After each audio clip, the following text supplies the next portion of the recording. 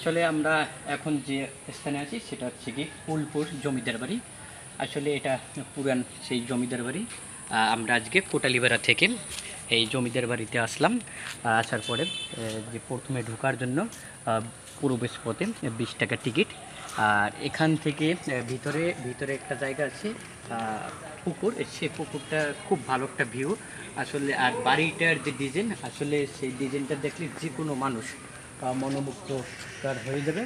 আর এখানের যে পরিবেশটা, বিভিন্ন জায়গায় গাছ আছে এবং এই সাইডটা হচ্ছে কি বঙ্গবন্ধুর গ্যালারি এবং বঙ্গবন্ধুর বিভিন্ন যে ছবি, সেই ছবিগুলো মূলত বিভিন্ন কারিকুলাম দিয়ে সাজিয়ে রেখেছে এবং দিক দিয়ে লোকজন আছে। আর ওই সাইডে আপনার একটা ক্যান্টিন পাওয়া যাবে, ওই সাইডে একটা রেস্ট করার মতন জায়গা আছে। মোটামুটি ভালো অবস্থা।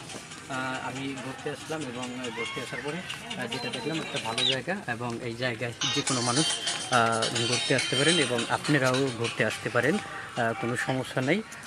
আসলে পর আপনার মনটাও ভালো হয়ে যাবে। আমরা একটু লেক পার্ক দিয়ে ঘুরতে আসি। আসলে লেক পার্কটা কীরকম সেটা আমরা দেখতে পাচ্ছি। যে লেক পার্কটা হচ্ছে কি খুব পরিষ্কার এবং পরিচ্ছন্ন।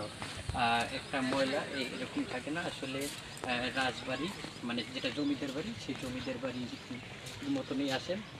আর আমরা কিছু সময় থাকার পরে হয়তো আবার আমরা আমাদের গন্তব্যে রওনা দেবো এবং আমরা একটু ক্যান্টিনে যাব। এই জমিদার বাড়িতে ঘুরতে আসবেন এবং দেখার মতন একটা জায়গা।